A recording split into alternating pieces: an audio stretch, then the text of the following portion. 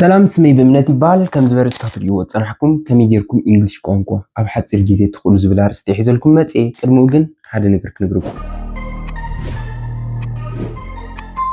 መጀመርታ ናብዚ ዓዲ ክመፅእ ከለኹ ወላ ሓንቲ ቋንቋ ኣይክእልን ነይረ እንግሊሽ ይኹን ኣምሓርኛ ድሕሪ ግን ድሕሪ ክንደይ ወፅት ትምህርቲ ጀሚረ ኣብቲ መጀመርታ ወላ እኳ ከቢድ እንተነበረ ድሕሪ ግዜ ግን ለሚድያ ኩሉ ቋንቋ ክሰምዕ ጀሚረ ክዛረብ እውን ጀሚረ ማለት እዩ መብዛሕቲና ብሰንኪ ቋንቋ ካብ ብዙሓት ነገራት ንተርፍ ኢና ብኸመይ ዝብል ኣርእስቲ ክንምልሶ ሕጂ ምክንያቱ ትቐንዲ ርእስትና ወይ ከዓ ናይዛ ቪድዮ ርእስቲ እንታይ ዝብል ከመይ ጌርና እንግሊሽ ቋንቋ ብሓፂር ግዜ ንኽእል ስለ ዝብል እቲ ብኸመይ ዝብል ሕቶ ንምምላስ ክፍትን እየ ሓሙሽተ ቀለልቲ መንገድታት እንግሊሽ ቋንቋ ኣብ ሓፂር ግዜ ክትመሃሩ ትኽእሉ መንገዲ ሒዘልኩም መፅአ ስለዚ ኣነ ክገብሮ እንተኽእለ ንስኹም ዘይክትገብሩ ትኽእሉ መንገዲ የለን ንጀምር ተቐዳሚቲ listen to English every day መዓልታዊ እንግሊሽ ስምዑ ጂም እንዳሰራሕኩም ክኸውን ይኽእል መግቢ እንዳሰራሕኩም መኪና እንዳዘውርኩም ክኸውን ይኽእል ዝተፈላለዩ ፖድካስት ክኸውን ይኽእል ወይ ከዓ ሙዚቃ ክኸውን ይኽእል ክሰምዑ ትኽእሉ ኢኹም እንግሊሽ እንዳተማሃርኩም ክሰምዑ ዘለኩም ቋንቋ እንግሊሽ ክኸውን ዘለዎ ንኣብነት እንግሊሽ እንዳተማሃርኩም ኮርያ ፊልም ትሪኢ እንተኾንኩም ብፍፁም ክትለምዱ ትኽእሉ ኢኹም ስለዚ እቲ ትመሃርዎ ዘለኹም ቋንቋ ንዑ ክትሰምዑ ወይ ከዓ ብዛዕባኡ መዓልታዊ ህይወትኩም ክትገብርዎ ይግባእ ማለት እዩ ብሓፂሩ make it your lifestyle ናይ መዓልታዊ ህይወትኩም ንጥፈታት ግበርዎ መጀመርያ ቁሩብ ክህደኩም ይኽእል እዩ ምክንያቱ ዘይክርድአኩም ይኽእል እዩ ስለዚ ቁሩብ ክብል ይኽእል እዩ መጀመርያ ግን ድሕሪ ግዜ ውፅኢታዊ ስለ ዝኾነ ተፀሚምኩም ክትሰምዑ ፈትኑ ማለት እዩ this is the first tip ናይ መጀመርያ እዚኣ ናብታ ካልእቲ ምስ ንኸይድ speak English every day መዓልታዊ እንግሊሽ ተዛረቡ መብዛሕቲና ሰባት እንታይ ንብል ኣነ እኮ ክሰምዕ ክእለ ግን ከዓ ክዛረብ ኣይክእልኒ እቲ ምክንያት እንታይ እዩ ስለዘይንዛረብ እዩ ስለዚ ንስኹም ከዓ ክትዛረቡ ግበአኩም ምናልባት ትዛረብዎ ሰብ ዘይክትረኽቦ ትኽእሉ ኢኹም ወይ ከዓ ዘለኹም ከባቢ እንግሊሽ ዝዛረቡ ሰባት ዘይክህልው ይኽእሉ እዮም ስለዚ ንዝኸውን መፍትሒ ከዓ ኣነ ሒዘልኩም መፅእ ኣለኹ ዝተፈላለዩ ኣፕሊኬሽናት ኣለው ንዖም ዳውንሎድ ጌርኩም እንግሊሽ ክትዛረቡ ትኽእሉ ኢኹም ምስ ሰባት ክትዛረቡ ትኽእሉ ኢኹም ወይ ምስ AI ወይ ከዓኒ artificial intelligence ዝበሃሉ ኣፕሊኬሽናት ምስኦም ክትዘራረቡ ትኽእሉ ኢኹም ንሕጂ ክሪአኩም ዘልየ ዘለኹ ግን ChatGPT ጌርኩም ከመይ ጌርኩም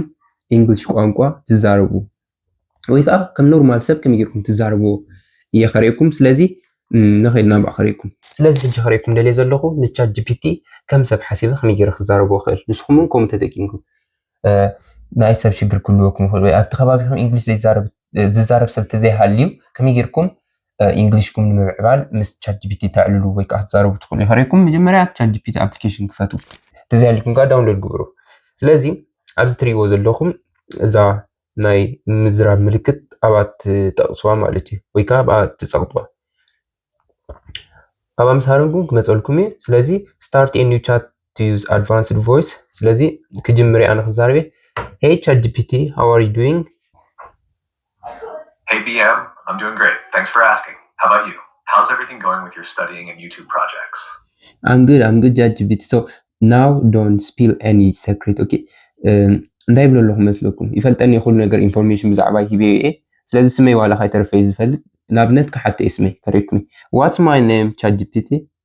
Haha, don't worry BM. Your secrets are safe with me. Your name is Bemnet, right? You've got me locked in. What's on your mind today? Okay, you see?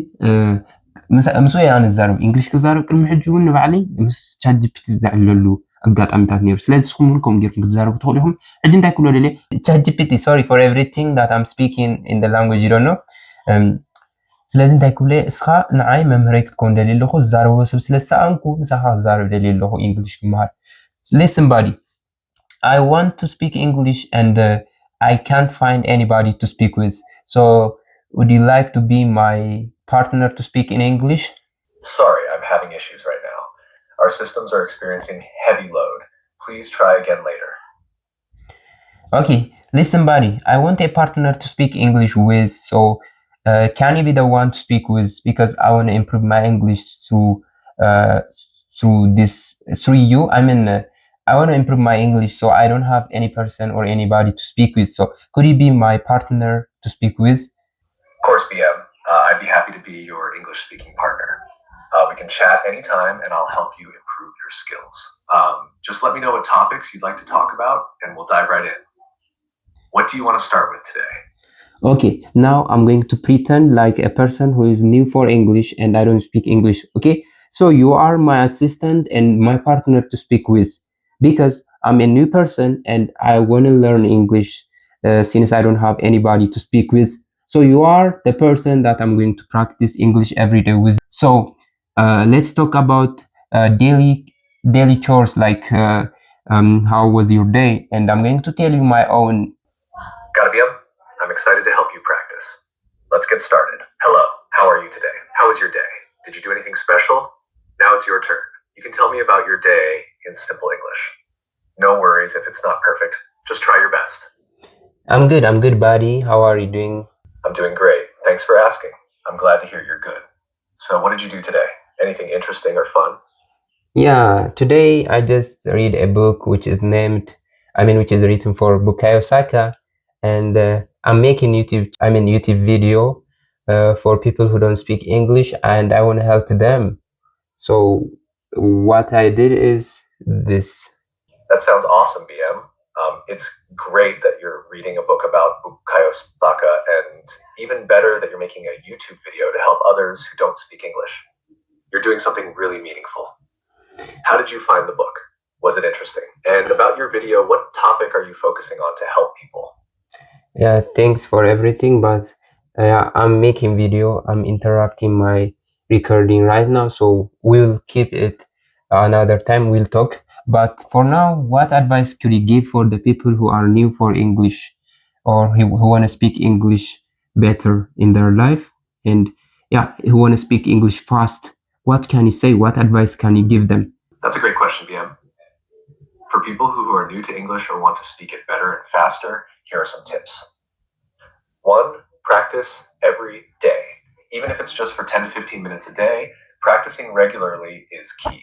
Speak, listen, read, and write in English as much as you can. 2.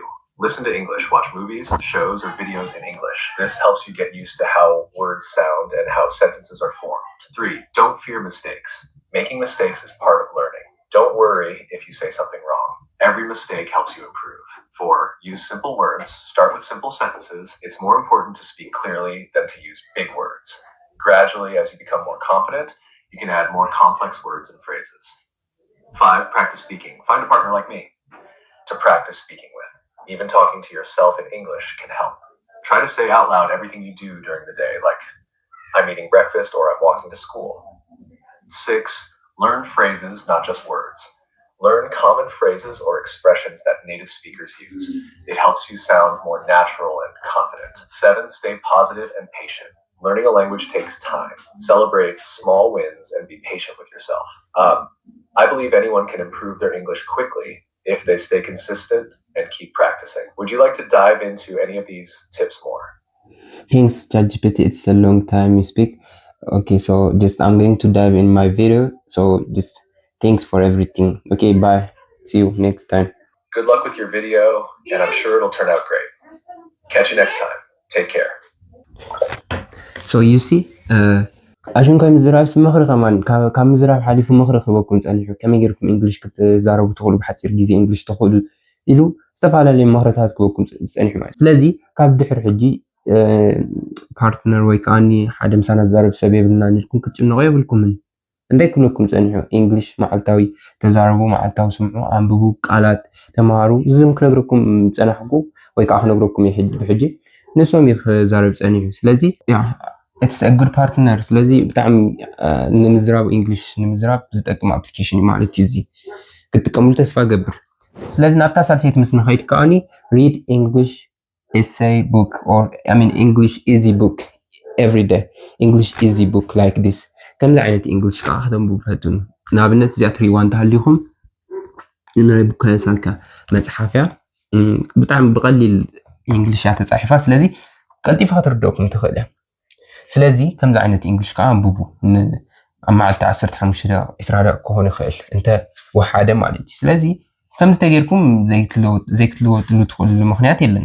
ንኣብነት ኣብዛ መፅሓፍ ምስ ንርኢ England's new Euro 2022 hero. ስለዚ ብጣዕሚ ቀሊል as Harry Kane led the England team out onto the pitch. Harry Kane ንእንግላንድ ናብ ሜዳ መሪሕዋ ከይድ ከሎ ይብላሉ። ስለዚ ብጣዕሚ ቀሊል እንግሊሽ ዝጥቀም ከምዚ ዓይነት እንግሊሽ አንብቡ ክጠቅመኩም እዩ። ካልኣይ ከተንብቡ ከለኹም ከዓ ዓዊልኩም አንብቡ። ምክንያቱ ዓዊልኩም ከተንብቡ ከለኹም ናይ ፕሮናንሲዬሽን ስኪል ወይ ከዓ ናይ ምድማፅ ስኪል ክእለት ይህልወኩም።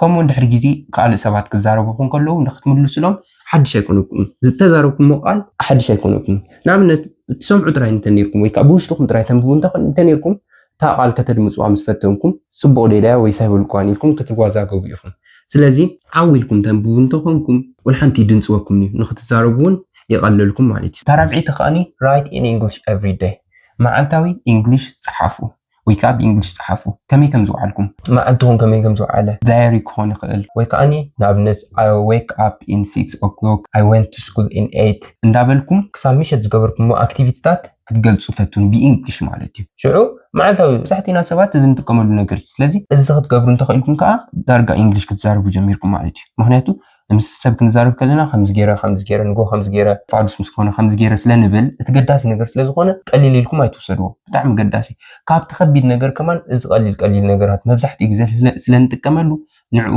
ፎከስ ተትገብሩ ይሓይሽ ማለት እዩ እዚኣ ተራብዒቲ ቲፕ ማለት እዩ ምናልባት ክስልችወኩም ይኽእል እዩ መጀመርያ ግን ከምዚ ገይገበርኩም ከዓ ክትልወጡ ትኽእሉ እዩ ማለት እዩ ትቐንዲ ዝልውጠኩም ነገር ትቐሊል ትብሎ ነገር እዩ ተሓምሽትን ናይ መወዳእታን ቲፕ ከዓኒ learn 5 words every day መዓልታዊ 5 ሓደሽቲ ቃላት ተመሃሩ 5 ሓደሽቲ ቃላት 20 ይበልኩን 30 ይበልኩን ምክንያቱ ልዕሊ 5 እንተጌርኩሞ ክዋዛገበኩም ወይ ከዓ ናይ ምዝካር ተኽእሎኩም ክውሕድ ስለዝኽእል ካብ 5 ንላዕሊ ከይትገብርዎን 5 ቃላት ፅሒፍና ከመይ ጌርና ኢና ክንለማመድ እቲ 5 ቃላት ፀሓፍናዮ ንኣብነት ድሕሪ ቁርብ ግዜ ክንርስዑ ንኽእል ስለዚ ንሱ ንምጥፋእ ከንታይ ክንገብር ንኽእል ተልኩምኒ እዚኣ መፍትሒ ዳልይልኩም ኣለኹ this is flash card ይበሃል ዝወረቐት ምናልባት ዲጂታል ተደዲኹም ኣብ ሞባይልኩም ኣብ ኖት ፓድ ክትጥቀሙ ትኽእሉ ኢኹም ኖትቡክ ማለት እዩ ወይ ከዓኒ ካላንደር ዝበሃል ኣሎ ብዙሕ ኣፕሊኬሽናት ኣሎ ፍላሽ ካርድ መስርሒ ዝጠቅም ተዘይ ኮይኑ this is the traditional one እዚኣ ከዓ እታ ትራዲሽናል ወይ ከዓኒ ካብ ቅድም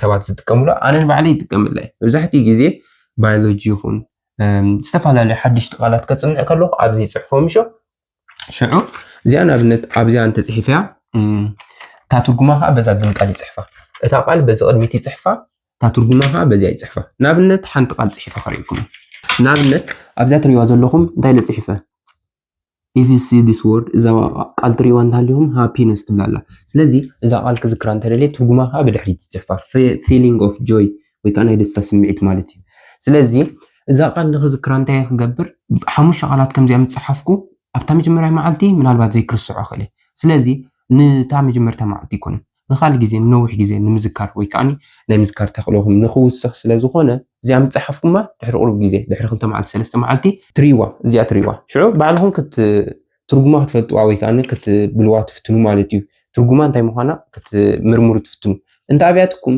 ተመሊስኩም ትሪእዋ ኦኬ ከመይ እዚኣ ተጋጊያ ኢልኩም ኣይትርስዕዋን ኢኹም ተመሊስኩማ ብቐሊሉ ከዓ ቀዲፍኩም ክትምልስዋ ክኢልኩም ስለዚ ብድሕሪት ኢኹም ትገብርዋ ክትምልስዋ ተዘይክኢልኩም ኣብ ቀረባ ትገብርዋ ክንምልስዋ እንተኽእልኩም ከዓ ብድሕሪት ትገብርዋ ምክንያቱ ዶም ያ ክትመፀኩም ኦሬዲ ይነውኢት ትፈልጥዋ ኢኹም ስለዚ ብቐሊሉ ክትምልስዋ ስለትኽእሉ ኣብ ድሕሪት ተቐምጥዋ እንተዘይመሊስኩማ ግን ኣብ ቅድሚት ተቐምጥዋ ፀኒሕ ቀልጢፋ ንኽትመፀኩም ማለት እዩ ወይ ከዓ ቀልጢፍኩም ኣብ ዝሓፀረ ግዜ ክትንብቦ ማለት እዩ ንምንታይ ዝጠቕመና እንተልና መብዛሕትእና ከነፅንዕ ከለና ኣነ ንባዕለይ ንሓፂር ግዜ ኢና መብዛሕትእና ሾርት ሜሞሪ ሎንግ ሜሞሪ ዝበሃል ኣሎ ንሓፂር ግዜ ከነፅንዕ ከለና ንሻዓ ሒዝና ድሕሪ ቁሩብ ትጠፍእ ማለት እዩ እዚ ግን ንምንታይ ዝጠቕመና ሎንግ ሜሞሪ ወይ ከዓ ንነዊሕ ግዜ ከይርስዕናዮ ኣብ ኣእምሮና ክፀንሕ ዝገብር ማለት እዩ ስለዚ ከምዚ ተጌርኩም ወልሓንቲ ክትርስዕዋ ኣይትኽእሉን ኢኹም ስለዚ እንግሊሽ ቋንቋ ንምዝራብ ዝጠቕማ 5 መንገድታት እዚአን ይመስላ እንተፈቲኹመን ላይክ ግበሩ ሼር ግበሩ ከምኡውን ናትኩም ሓሳብ ካልእ ዝሰርሓልኩም መንገድታት ተሃልዩ ኮመንት ፀሓፉለይ ብምቕፃል የቐኒለይ ኣብ ዝቕፅል ቪድዮ ይራኸበና